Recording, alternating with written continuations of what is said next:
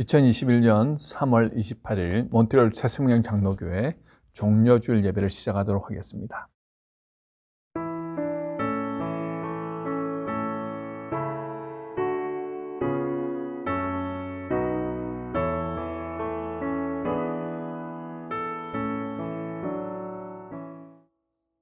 너희 목마른 자들아 물로 나오라.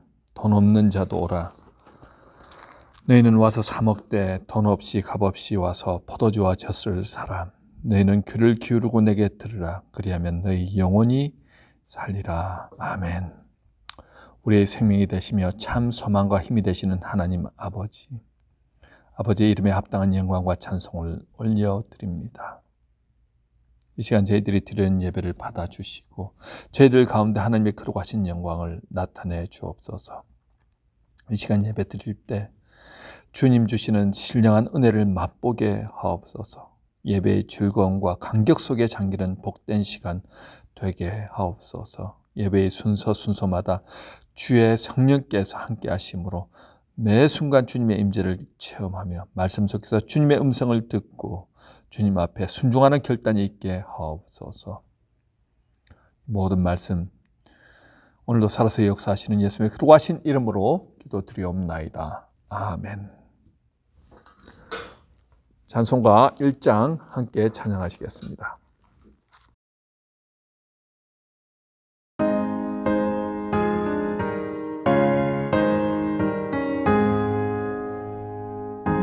만복의 근원 하나님, 온 백성 찬송 드리고 저 천사여 찬송하세.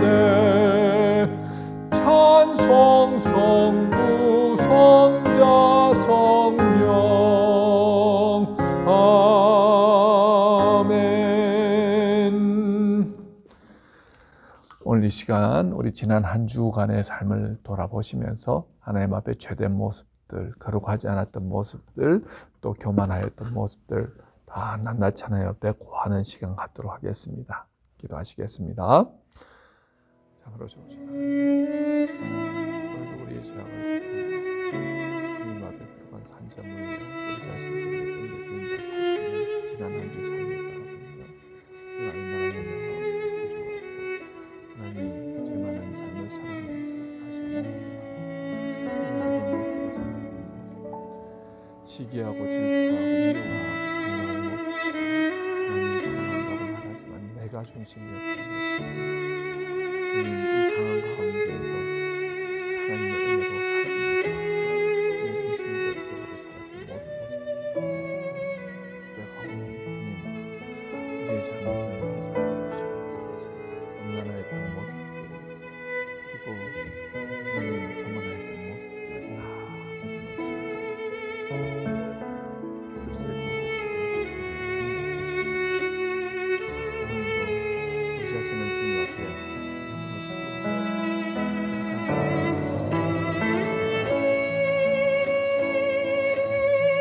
우리 죄가 정말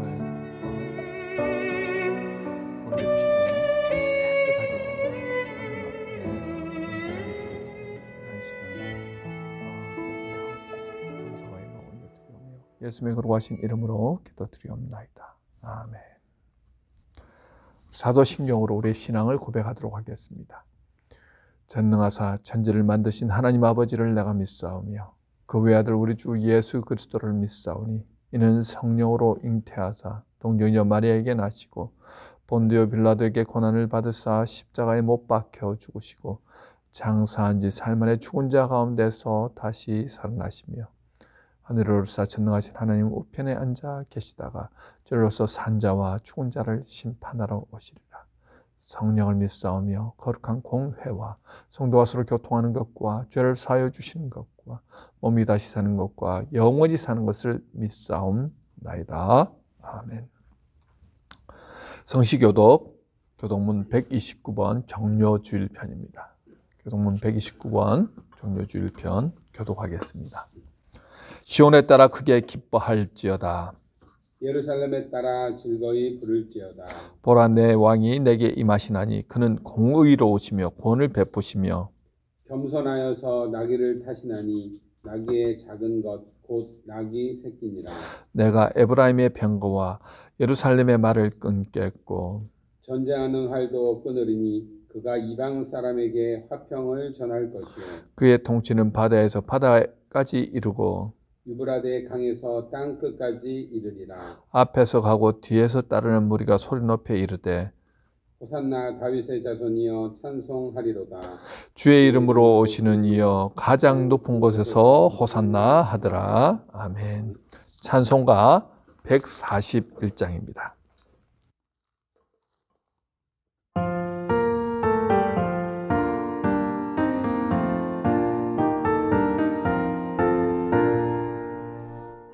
호산나 호산나 나 노래 부른다.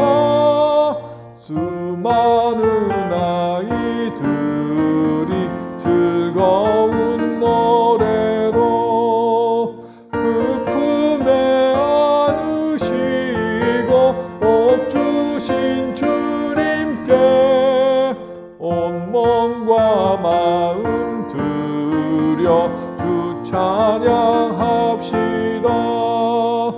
저 감난산길 따라 금물이 따르며 그 손엔 종려가지 흔들며 외친다.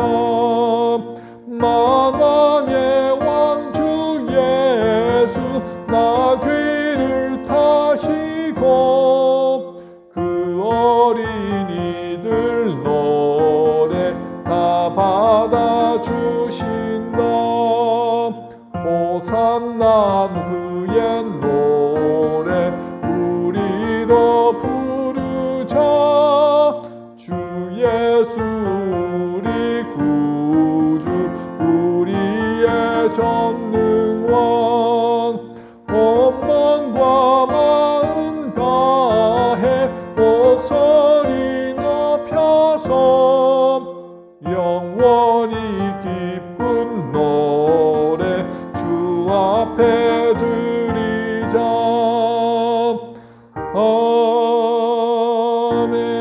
아멘.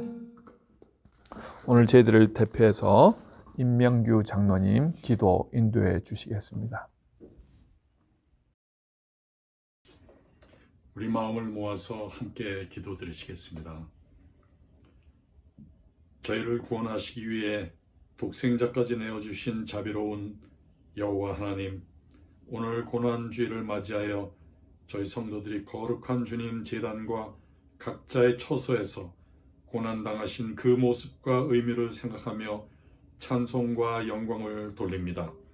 아버지 하나님, 예수님께서는 세상의 모든 죄악을 짊어지시고 고난당하심으로 저희들에게 참 생명과 자비와 평화를 주셨습니다. 그러나 저희들은 주님의 고난을 깨닫지 못하고 저희들에게 맡겨진 십자가를 외면한 채 인간의 욕망과 헛된 목적을 가지고 살아왔습니다. 주님, 이 시간 저희들의 모든 죄를 주님께 아뢰니 용서하여 주시옵소서. 저희를 위해 고난당하신 주님, 이 시간 간절히 기도하오니 주님께서 겪으신 고통과 죽음에 저희도 참여할 수 있게 하시고 저희들에게 맡겨진 십자가를 지고 인내의 힘과 변하지 않는 믿음으로 그리스도를 따르게 하시옵소서. 이제 저희들이 다시 한번 새롭게 거듭나게 하시고 주님께서 허락하신 사명과 직분을 잘 감당함으로 택한 백성으로서의 임무를 충실히 이행하게 하시옵소서. 또한 주님께서 저희를 위하여 돌아가신 것처럼 저희들도 이웃과 형제를 위해 참으로 일하게 하시고 살아도 주를 위해 살고 죽어도 주를 위해 죽을 수 있는 귀한 믿음을 주시옵소서. 하나님 아버지, 주님께서는 이 땅에 참 평화와 화해를 위하여 고난받으셨으니 저희들이 주님의 뜻을 생각하며 살게 하시고 저희 성도들이 서로 평화를 이루게 하시며 다툼이나 이기적인 마음이 없이 온전한 성도의 교제를 나누게 하옵소서. 자신의 행복과 일만을 추구하며 주님의 십자가를 외면하려는 저희들의 속된 심령을 성령의 능력으로 뜨겁게 변화시키사 죄에서 해방되지 못한 이 나라 백성을 위해 하늘의 미랄이 되게 하여 주시옵소서. 하나님 아버지, 오늘도 말씀을 전하는 주의 종에게 능력의 능력을 더하시고 성령 충만케 하시어 오늘 이 시간 말씀을 듣는 모든 성도가 주님을 만나는 시간이 되게 하시옵소서. 고난주간에 드리는 저희 예배를 기뻐히 받아주시고 은혜를 베푸사 저희들이 십자가의 길을 가며 예수 그리스도를 위해 오직 참된 평화의 믿음만을 걷게 인도하여 주시옵소서. 저희들의 몸된 교회도 지켜주시고 인도해 주시옵기를 간구하며 저희를 위해 고난받으신 주 예수 그리스도의 이름으로 기도합니다. 아멘.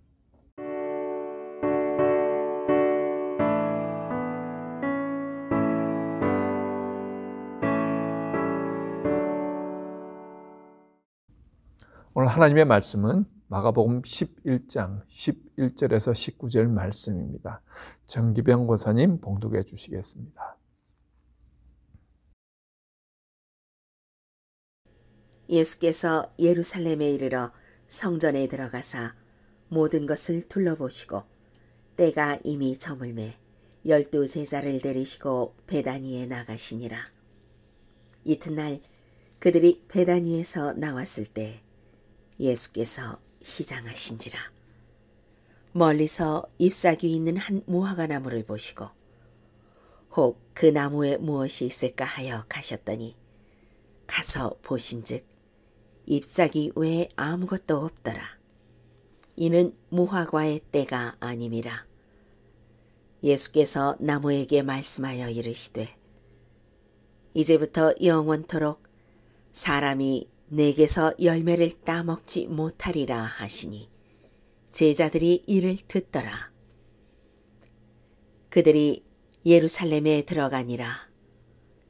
예수께서 성전에 들어가사 성전 안에서 매매하는 자들을 내쫓으시며 돈 바꾸는 자들의 상과 비둘기 파는 자들의 의자를 둘러 엎으시며 아무나 물건을 가지고 성전 안으로 지나다님을 허락하지 아니하시고 이에 가르쳐 이르시되 기록된 바 내 집은 만민이 기도하는 집이라 칭함을 받으리라고 하지 아니하였느냐.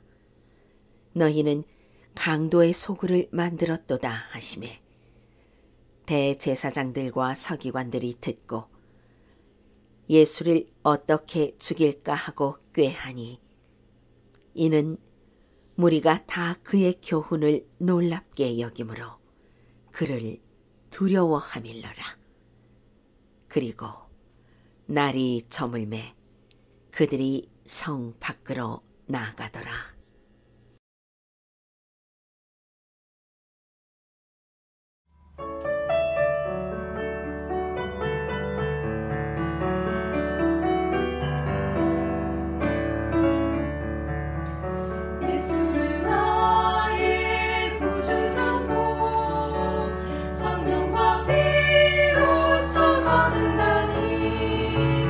이 세상에서 내 영혼이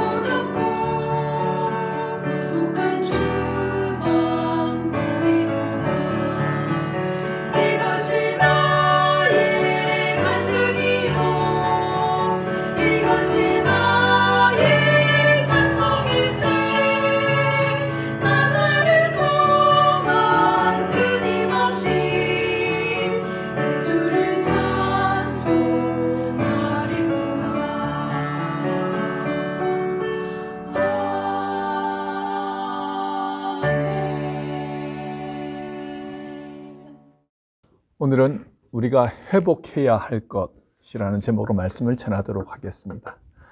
오늘은 종려주일입니다. 고난주간이 시작되는 첫날로 부활주일 한 주 전 주일을 말합니다. 예수님이 예루살렘에 입성하실 때 사람들이 종려나무 가지를 꺾어서 흔들고 나귀의 발 아래 깔고 온갖 환영을 다 했었습니다. 군중들의 환영은 대단했었지요. 그들은 마치 전쟁에서 승리하고 개선하는 왕을 환영하는 마음으로 호산나 찬송하리로다 주의 이름으로 오시는 이여 찬송하리로다 오는 우리 조상 다윗의 나라여 가장 높은 곳에 호산나라고 대대적인 환영을 합니다.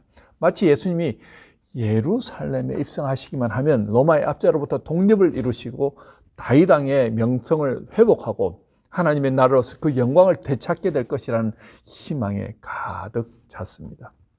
이렇게 예수님은 환영했지만 예수님은 다른 목적을 가지고 예루살렘에 입성하십니다.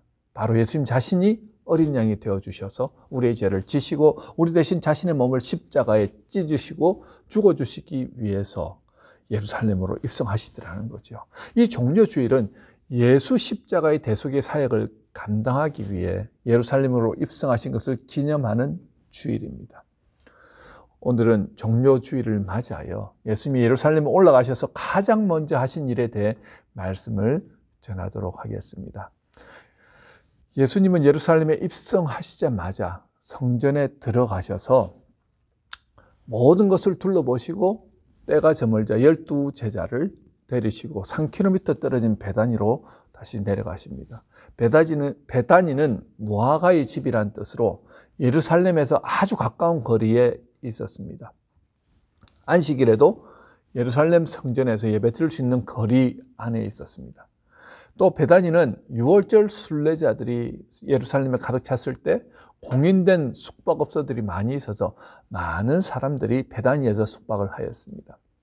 예수님은 제자들과 베다니에서 하루를 묵으시고 그 이튿날 예루살렘으로 돌아와 성전을 다시 방문하셨습니다. 오늘 본문은 예수님이 예루살렘 성전으로 가시는 길에 무화과 나무를 저주하시는 내용이 나오고요. 또 성전을 정결하게 하시는 내용이 나옵니다. 먼저 성전을 정결하게 하시는 내용부터 살펴보도록 하겠습니다. 오늘 본문 15절에 보면 예수께서 성전에 들어가셨다라고 말씀합니다. 자, 성전문을 열면 가장 먼저 나타나는 곳은 이방인들입니다. 이곳은 유일하게 이방인들의 출입이 허용된 장소입니다.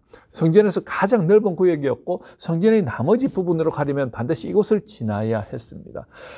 대제사장 가야바는 성전 내에 이방인의 뜰에다가 시장을 열도록 허락해 주었습니다. 그리고 모든 재물들의 판매권을 독점하여 부당이득을 취하였습니다.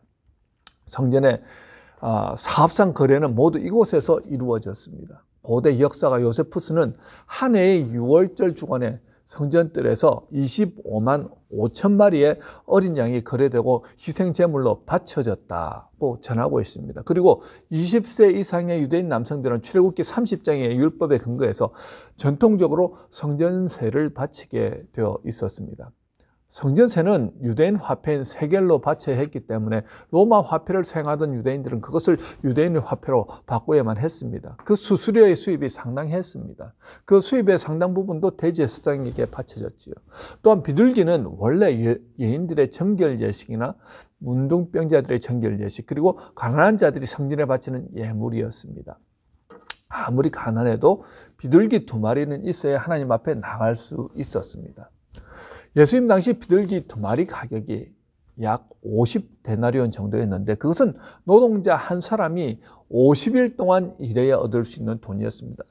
지금 돈으로 환산하면요 한 5,000불 정도 되는 돈입니다. 굉장히 큰 돈이죠. 하지만 그 당시 산지에서 비둘기 거래 가격은 한 데나리온에 불과했습니다. 그들은 이방인의 뜰에서 비둘기를 50배나 더 받고 부당 이득을 취했습니다. 그 당시 가마리엘의 아들 랍비 시므온은 사람들이 한 데나리온에 2마리의 비둘기를 살 때까지는 이 성전에서 잠도 자지 않겠다고 울분을 토하기도 하였습니다. 또한 자기 집에서 가져온 집짐승은 제사장들이 꼼꼼히 점검하여 심사하였는데 대부분은 불합격 판정을 내리죠. 그러면 그들은 어쩔 수 없이 싼 가격에 그 집에서 데려온 동물들을 이방인의 뜰에서 가축 상인에게 팔고 비싼 돈을 주고 양이나 소를 그들로부터 사서 제사에 참여해야 했습니다. 이 모든 이득은 제사장들과 서기관들에게 돌아갔습니다.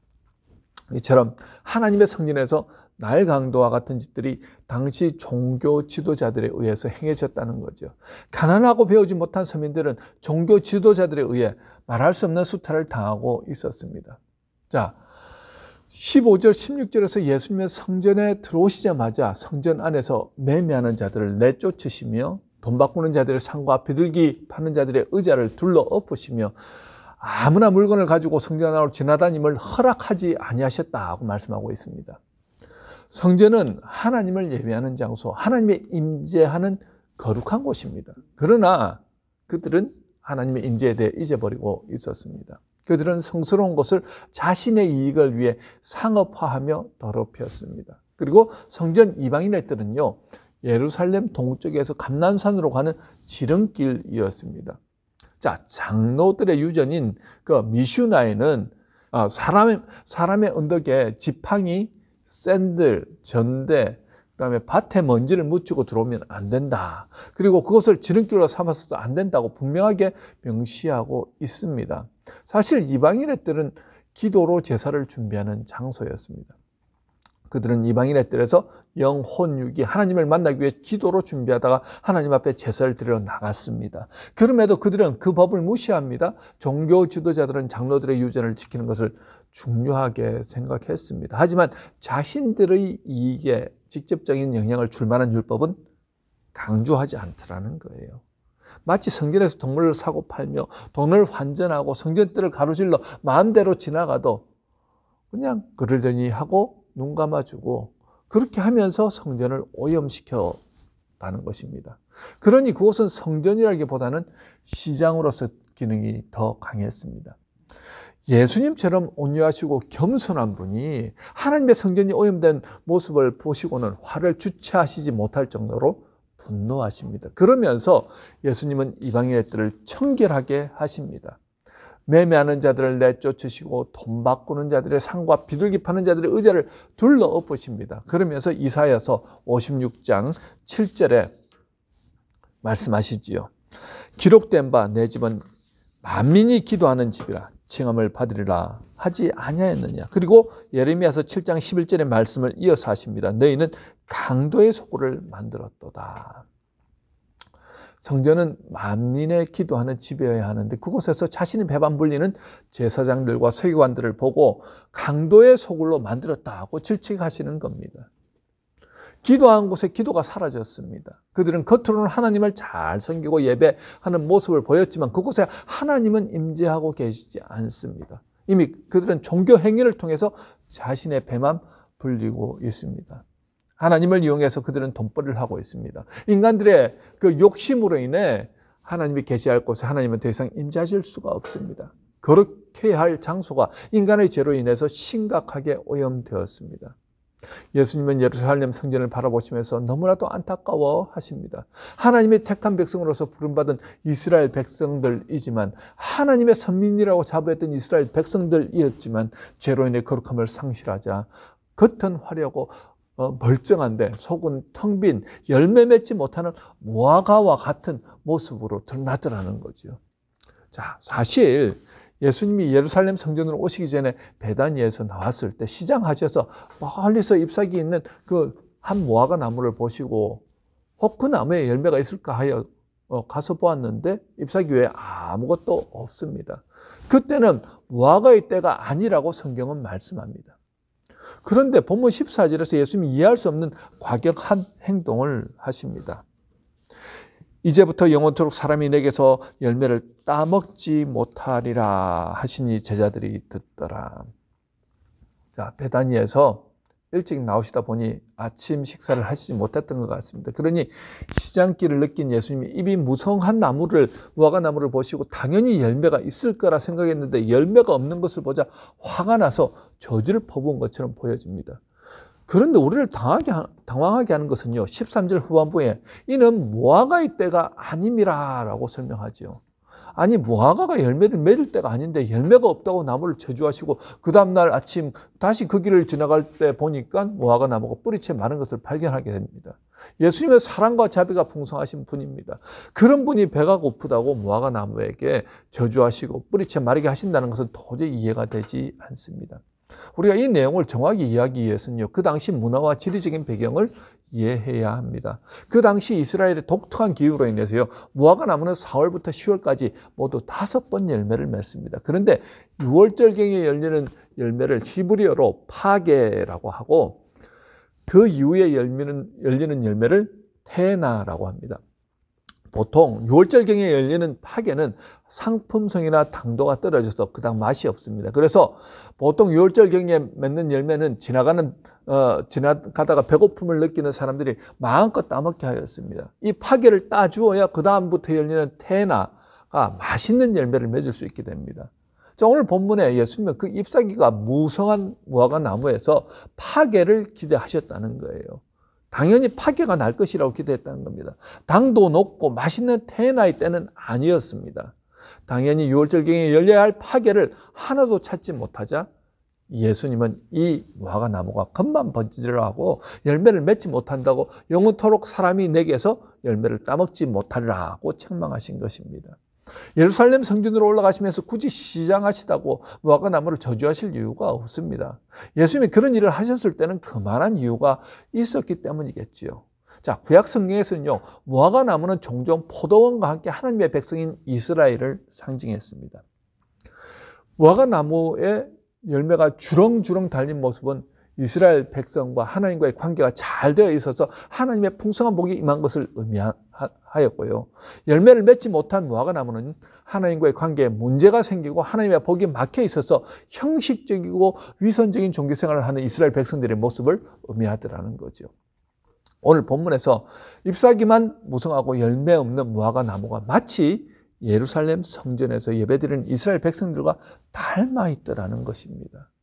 그런 이스라엘 백성들의 열매 없는 삶과 형식적이고 위선적인 종교 행위의 중심이 된 그 예루살렘 성전은 무화과 나무가 저주를 받은 것처럼 머지않아 곧 무너질 것임을 상징적으로 보여주고 있습니다. 이런 점에서 볼 때 예수님이 성전에 들어가셔서 성전을 정결케 하신 행동은 단순히 정화 정도가 아니라 성전에 대한 심판을 상징적으로 보여주는 행위였다는 것입니다. 예수님은 무화과 나무가 제 할 일을 하지 않고 있다는 점을 지적하신 겁니다. 이 나무는 하나님의 백성을 자처하면서 그분을 위해 열매를 맺지 않는 이스라엘 백성들을 의미합니다. 오늘 우리에게 주는 교훈도 마찬가지 아니겠습니까? 그리스도인이라면 당연히 열매를 맺어야 합니다. 이것은 의지와 노력으로 억지로 열매를 맺어야 한다는 뜻이 아닙니다. 예수를 믿음으로 구원받은 자들에게는요, 성령이 함께 하십니다. 성령이 내 안에서 역사하는 사람이라고 한다면 그 속에서 당연히 예수님 닮은 인격과 성품의 열매를 맺게 된다는 것입니다.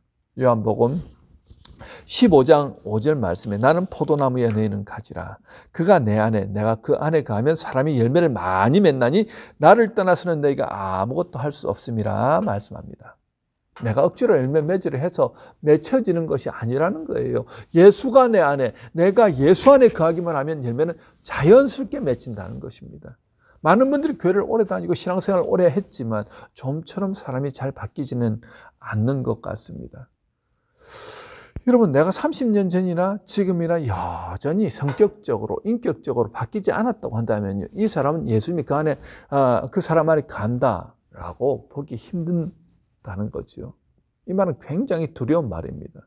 왜냐하면요, 요한복음 15장 6절에 사람이 내 안에 거하지 아니하면 가지처럼 밖에 버려져 마르나니 사람들이 그것을 모아다가 불에 던져 사르느니라. 예수님이 함께하지 않는 사람들이 결국은 밖에 버려져 말라버려서 결국 불쏘시개로 쓸 수밖에 없다는 겁니다. 30년 전이나 지금이나 못된 성격, 비뚤어진 성격, 미워할 사람은 계속 미워하면서 나는 구원받았다 생각하면 큰 오산이라는 거예요. 예루살렘 성전에서 예배드리는 제사장들과 서기관들 그리고 이스라엘 백성들은 누구보다 겉으로는 화려한 모습을 보이는 신앙인들이었습니다. 겉으로는 율법을 잘 지키는 것처럼 보였습니다. 그들 자체가 그렇게 생각했다는 거예요. 우리만큼 율법 잘 지키고 우리만큼 장로들의 유전을 잘 지키는 사람이 어디 있어? 우리는 구원받은 하나님의 택한 백성이야. 이런 선민의식으로 가득 차 있었다는 거죠. 하지만 겉과 속이 다른 그들의 마음 중심을 예수님이 꿰뚫어 보시더라는 겁니다. 여러분, 예수님을 믿고 구원받은 사람은요, 말과 생각과 행동에 있어서 반드시 변화가 일어납니다. 작은 변화라도요, 반드시 변화가 일어난다는 거죠. 물론 예수님을 믿었기 때문에 한순간에 천사처럼 변하지는 않습니다. 예전에 누군가를 괴롭히거나 욕을 해도 전혀 마음에 찔리거나 전혀 괴롭지 않았는데, 예수 믿고 나니까 조그만 말이나 어떤 행동이나 그런 것들에도 자꾸 마음이 찔리기 시작합니다. 왜냐하면 성령님이 내 안에 들어오고 계시니까요. 자꾸 그때그때마다 찔러주시더라는 거죠. 누군가의 관계에 문제가 생기면 성령님은 네가 그렇게 하는 게 옳겠니? 용서하는 게 옳지 않겠니? 이런 마음을 주십니다. 그러면요. 계속 성령의 그 음성에 민감하게 반응하다 보니까 내가 이래서는 안 될 것 같다는 생각이 들고 점점 그 상대방이 불쌍히 여겨지고 결국 그 사람을 용서하고 사랑하고 섬기게 되고 그러면서 어떻게 관계가 회복되더라는 거죠. 빅토르 위고의 소설 레미제라블 여러분 내용을 잘 아시지 않습니까? 미리엘 주교의 모습 속에서 예수 믿음으로 열매 맺는 사람의 모습을 우리는 볼 수 있습니다. 굶주리는 조카 7을 위해서 빵 한 조각을 훔친 죄로 19년 감옥살이를 하고 추록한 그 장발장. 미리엘 주교의 집에서 하룻밤을 재워주고 맛있는 음식까지 대접하지만 장발장은 미리엘 주교의 은총대와 은식기를 훔쳐 달아나죠. 하지만 경찰의 검문으로 은총대와 은식기가 미리엘 주교의 것인지 확인하러 온 경찰에게 미리엘 주교는 자신이 장발장에게 선물을 주었다고 말합니다. 사실 실컷 선을 베풀었는데 악으로 갚을 때 보통 사람은 그 배신감에 치를 떨게 됩니다. 예수를 잘 믿는 사람도 이런 경우는 참 참기가 힘듭니다. 그런데 미리엘 주교는 장발장의 죄를 덮어주고 오히려 은총대와 은식기를 선물로 줍니다. 그 일을 통해서 장발장은 완전히 다른 삶을 살아가게 됩니다. 이처럼 도저히 용서할 수 없는 상황에서도 성령이 함께하는 사람은 내 안에서 말씀하시는 성령님의 음성에 민감하게 반응하고 용서하게 되더라는 거죠. 우리가 오랜동안 신앙생활을 하면서 교회 안에서 다른 성도들과 갈등이 생기고 문제가 생기면요, 기독교인의 특징 중에 하나가 한번 마음이 상하면 잘 용서를 하지 않으려 한다는 겁니다. 교회는 다니는데 그 사람이 앞자리에서 예배 드리면 일부러 피해서 먼 뒤쪽에 가서 예배를 드립니다. 친교 시간에 그 사람이 자리에 앉아 있으면 일부러 그 사람 주변에는 가지 않습니다. 피해서 다른 곳으로 가더라는 거죠. 여러분, 이런 모습은 성령님이 원하시는 모습은 아닙니다. 우리가 연약하여서 갈등이 생길 수도 있고 어쩌다가 이렇게 또 논쟁을 하거나 또 싸울 수도 있습니다. 그런데 그렇게 그런 일이 일어난다 할지라도 성령이 함께 하시는 사람은 어떻게 합니까?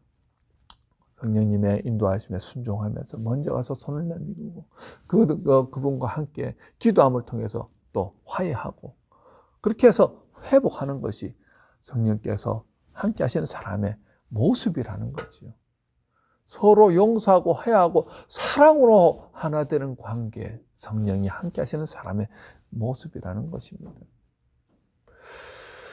여러분, 지금 제가 억지로 용서해라, 억지로 사랑해라 말씀드리는 것이 아닙니다. 하나님이 용서할 마음, 사랑할 마음을 주셔야 할 수 있습니다. 그 능력의 근원은 바로 예수님입니다. 내가 예수님 안에, 예수님이 내 안에 거할 때 용서도 사랑도 섬김도 자연스럽게 할 수 있습니다. 많은 분들이 자신의 힘으로 신앙생활을 하려다 보니 금방 지치고 쓰러집니다. 그렇게 다른 사람들에게 보이기 위한 신앙생활은 위선으로 드러나기도 하지요. 다른 사람 인식할 필요 없습니다. 오직 하나님만 인식하십시오. 오직 하나님 앞에만 모으십시오. 매 순간 하나님께 물어보고 하나님의 인도만 받으면 됩니다. 그러면 열매는 자연스럽게 맺힙니다. 내가 예수님께 붙어 있어야 영양분이 공급되고 열매를 맺게 되는 것 아니겠습니까? 그래서 우리는요, 말씀을 묵상하고 기도하는 시간을 통해 주님과 교제를 하게 되고 주님의 음성을 듣게 되고 주님의 인도하심에 순종하며 따라가는 겁니다. 그렇게 하면서 내 연약한 부분을 바라보게 되고 고쳐나가게 되는 거죠. 여러분, 열매를 보면 저분이 예수 믿는 분인지 아닌지 드러나게 된다는 겁니다. 마태복음 7장 16절에서 18절을 보시면요. 그들의 열매로 그들을 알지니 가시나무에서 포도를 또는 응언키에서 무화과를 따겠느냐. 이와 같이 좋은 나무마다 아름다운 열매를 맺고 못된 나무가 나쁜 열매를 맺나니 좋은 나무가 나쁜 열매를 맺을 수 없고 못된 나무가 아름다운 열매를 맺을 수 없느니라. 예수를 믿는다고 하는데 여전히 미움, 다툼, 시기, 질투가 계속된다고 한다면요. 그분 속에 성령이 주관하고 계신다. 참 보기가 쉽지 않습니다. 여러분, 예수님이 우리 안에, 우리가 예수님 안에 머무르면요, 예수 닮은 열매가 하나, 둘 맺히게 된다는 거죠. 또 예전에 내 안에 있던 그 미움, 다툼, 시기, 질투는 점점 사라지게 된다는 겁니다. 우리 가운데 세상과 못하며 형식적이고 위선적인 신앙생활을 하면서도 나는 괜찮다라고 생각하시는 분들이 계시다고 한다면요, 오늘 예수님이 성전을 청결케 하시며 외쳤던 그 소리를 들으시기 바랍니다. 내 집은 만민이 기도하는 집이라 너희는 강도의 소굴로 만들었도다. 여러분, 저와 여러분요, 하나님의 성전입니다. 고린도전서 3장 16절 17절에 너희가 하나님의 성전인 것과 하나님의 성령이 너희 안에 계시는 것을 알지 못하느냐. 누구든지 하나님의 성전을 더럽히면 하나님이 그 사람을 멸하시리라. 하나님의 성전은 거룩하니 너희도 그러하니라. 예수님의 성전을 청결하게 하실 때 본문 18절에서 대제사장을 비롯한 제사장들과 서기관들은 예수님을 어떻게 죽일까를 논의하였습니다. 전혀 예수님의 말에 귀를 기울이지 않습니다. 이 어둠의 시대, 하나님은 하나님의 성전을 거룩하게 회복하시기를 원하십니다. 영적 이스라엘 백성의 영적 무화과 나무인 저와 여러분들에게 주님은 형식적이고 위선적인 것만 화려한 신앙생활을 버리고 주님이 임재하시는 거룩한 성전으로 살아가기를 원하십니다. 오늘 우리 안에 주님 말씀하시는 세미한 음성이 들리십니까? 우리 모습을 보시면서 어떤 부분이 변화되어야 하겠습니까? 어떻게 하면 정말 하나님의 거룩한 성전으로 거듭나겠습니까? 오늘 종료주의를 통해서 주님은 겉만 화려하고 열매 맺지 못하는 신앙인들, 온갖 죄를 버젓이 짓고 있으면서 형식적이고 위선적인 신앙생활을 하고 있는 종교인들에게 분노하시면서 채찍으로 동물들을 쫓아내시고 돈 바꾸는 자의 상과 비둘기 파는 자의 의자를 둘러엎으십니다. 이 말씀은 우리 옆에 있는 다른 분이 들어야 할 말씀이 아니라 바로 지금 주님이 나에게 하시는 말씀입니다. 내 집은 만민이 기도하는 집이라 너희는 강도의 소굴을 만들었도다.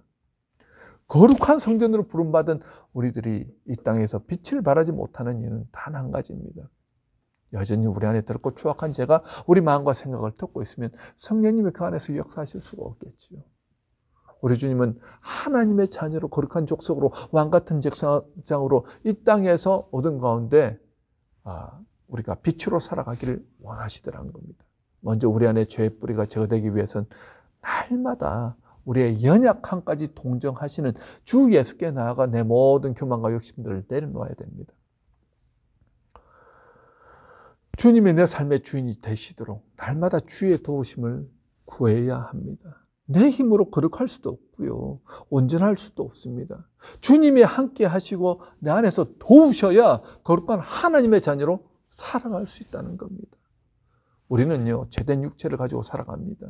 수시를 넘어지고 죄를 범합니다. 우리가 경건하려고 하면 할수록 우리는 우리 자신들에게 실망할 때가 더 많지 않습니까? 이렇게 우리가 연약하기 때문에 우리가 할 수 있는 것은 매 순간 주님께 나아가는 것입니다. 갈라디아서 5장 16절 말씀에 너희는 성령을 따라 행하라.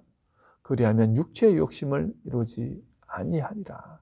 주님 안에 거하고 내가 주님 안에 거하고 성령의 인도하심 따라 살기 시작하면요, 성령께서 우리 안에 죄악된 것들을 끊게 도와주신다는 거예요. 그리고 그 안에서 성령의 열매를 풍성하게 맺게 해주신다는 겁니다.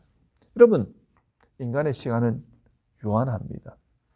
오늘 내게 주신 이 하루만 주님과 딱 붙어서 지내보자는 거예요. 그렇게 하루하루 주님과 함께 가다 보면 어느 순간 이 땅에서 호흡이 닿는 날이 올 겁니다. 그때 우리의 모습은 예수님 닮은 거룩하고 온전한 그런 성품으로 성화되어서 주님 앞에 떳떳하게 서게 될 것입니다.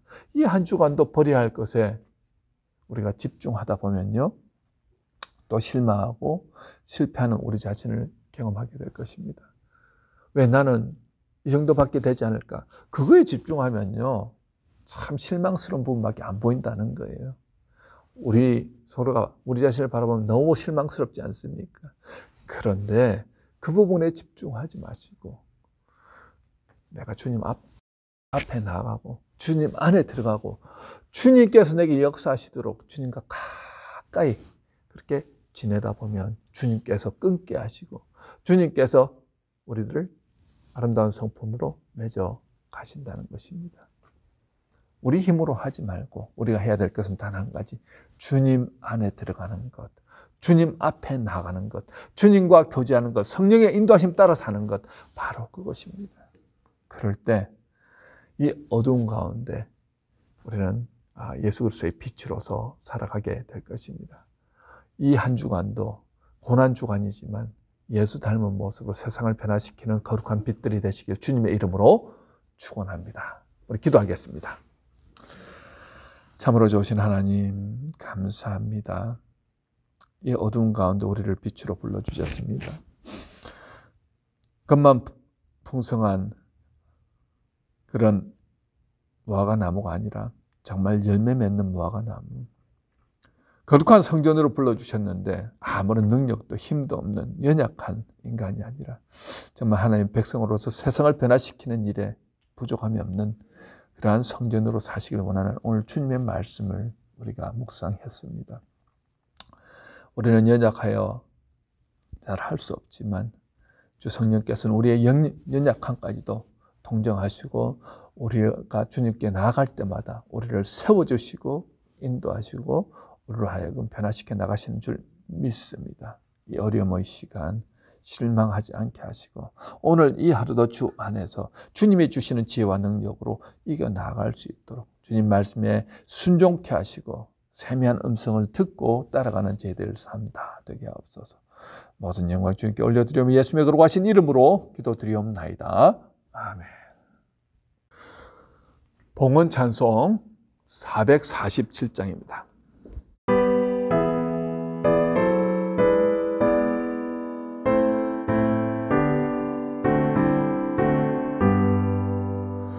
이 세상 끝날까지 주 섬겨 살리니 내 친구 되신 주여 늘 함께 하소서. 주 나와 함께 하면 전쟁도 겁없고 주 나를 인도하면 늘 안심하리라. 나 주를 따를 때에 주 약속하신 것 그 영광 중에 모두 이루어 주소서. 나 주의 뒤를 따라 섬기며 살리니 그 크신 은혜 속에 날 인도하소서.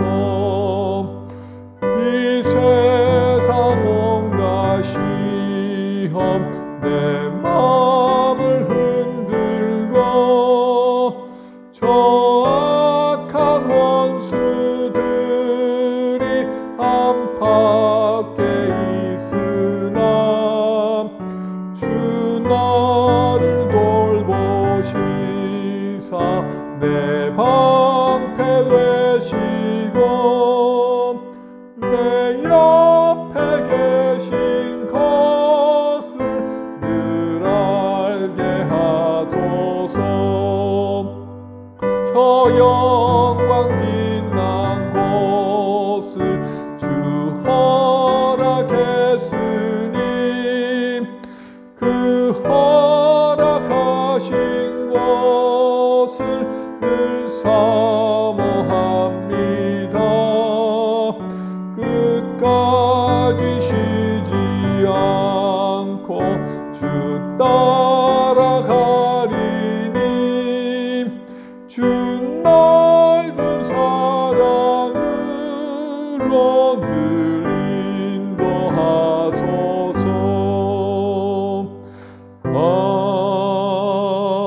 아멘. 들으신 헌금을 위해서 함께 기도하도록 하겠습니다.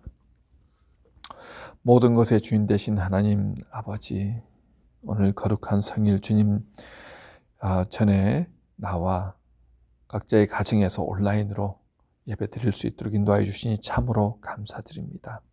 지난 한 주간도 불꽃 같은 눈으로 지켜주시고 때를 따라 부어주시는 그 은혜 감사하여 빈손으로 나오지 아니하고 소중한 물질을 주님께 바칩니다.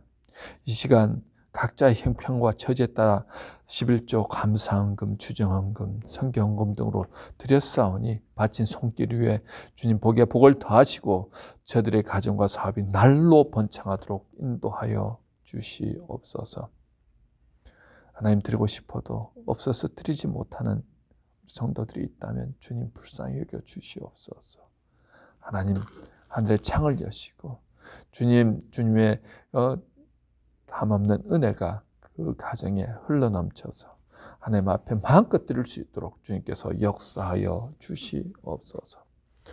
코로나로 인하여 지금 마음이 힘들고 무엇을 어떻게 해야 될지 알지 못하는 많은 성도님들 주를 바라보게 하시고 주 안에 들어가서 주님의 인도하심을 받음으로 능력받고 힘을 매일매일 얻어서 세상을 변화시키는 귀한 주님의 자녀들로 살아갈 수 있도록 주님 붙들어 주시옵소서. 언젠가 코로나의 종식을 맞이할 때 하나님 기쁨과 감사함으로 우리에게 주신 이 귀한 자유를 누릴 수 있도록 주님께서 붙들어 주시옵소서. 감사드리오며 예수님의 거룩하신 이름으로 기도드리옵나이다. 아멘.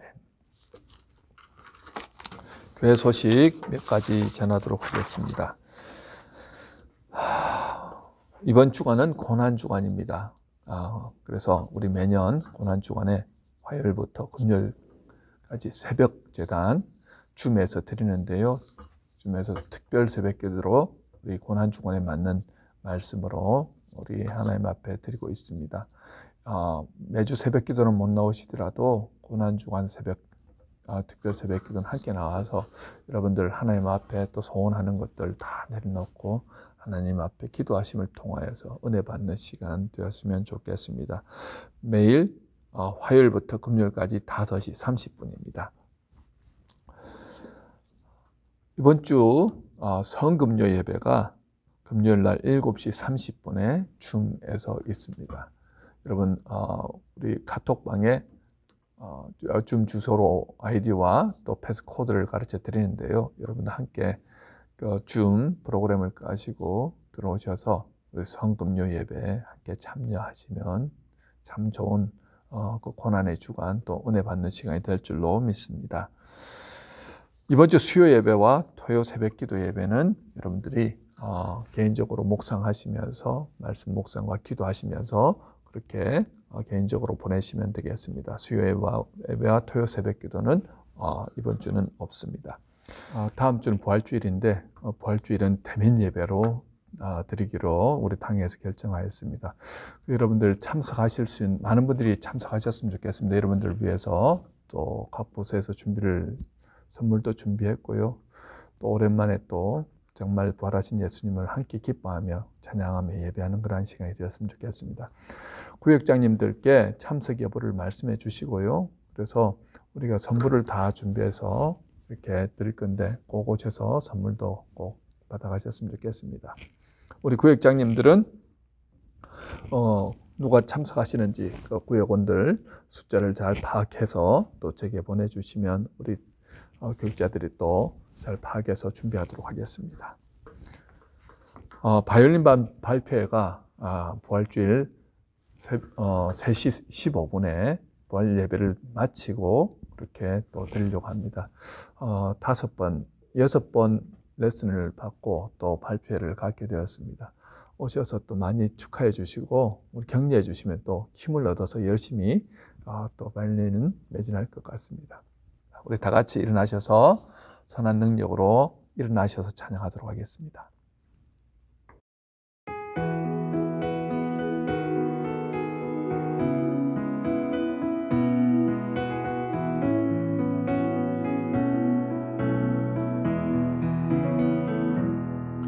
그 선한 힘에 고요히 감사하여 그 놀라운 평화를 누리며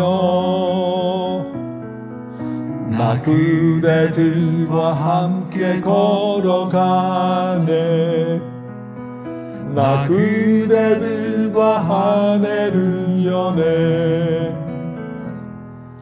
지나간 허물 어둠의 날들이 무겁게 내 영혼 짓눌러도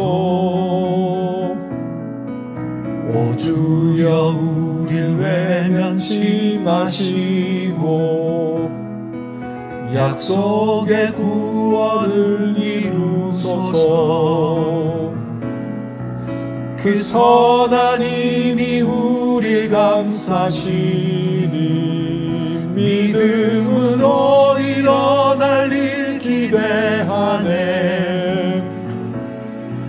주 언제나 우리와 함께 계셔 하루 또 하루간을 새로워 주께서 밝히신 작은 촛불이 어둠을 헤치고 타오르네. 그 빛에 우리 모두 하나 되어 온 누리에 비추게 하소서. 그 선한 힘이 우릴 감싸시니 믿음으로 일어날 일 기대하네. 주 언제나 우리와 함께 계셔 하루 또 하루간을 새로워. 이 고요함이 깊이 번져갈 때 저 가슴 벅찬 노래 들리네. 다시 하나가 되게 이끄소서. 당신의 빛이 빛나는 이 밤 그 선한 힘이 우릴 감싸시니 믿음으로 일어날 일 기대하네. 주 언제나 우리와 함께 계셔 하루 또 하루간을 새로워.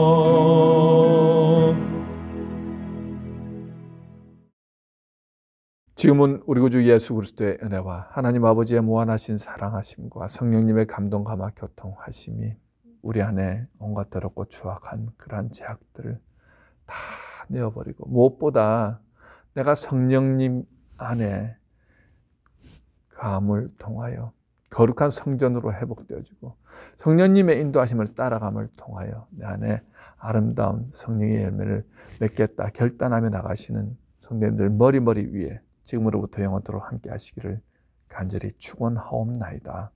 아멘.